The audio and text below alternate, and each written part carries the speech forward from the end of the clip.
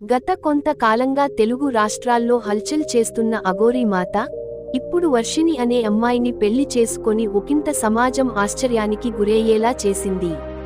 ముఖ్యంగా వర్షిణి తల్లి తండ్రుల బాధ వర్ణనాతీతం. సనాతన ధర్మం పేరిట మొదలైన ఈమె ఎపిసోడ్ వర్షిణి వివాహం వరకు వచ్చింది. సోషల్ మీడియా ప్రచారం కూడా తీవ్రతరం కావడంతో చాలా మటుకు ఇదేం చోద్యంరా బాబు అని తలలు పట్టుకుంటున్నారు. ప్రతి తల్లి తండ్రి తమ పిల్లల పెండ్లి అంటే ఎన్నో కలలు కంటారు. అలాంటిది వర్షిణి చేసిన పనికి శోకసంద్రంలో మునిగిపోయారు. ఈ అఘోరి విషయానికి సోషల్ మీడియాలో ఇంత హైలైట్ చేయడం అవసరమా అనే స్థాయిలో జనాలు ఆలోచిస్తున్నారు. కానీ సోషల్ మీడియా ఛానల్స్కి చేతులెత్తి మొక్కి చెప్తున్నాను, ఇలాంటి విషయాలపై ఫోకస్ తగ్గించండి.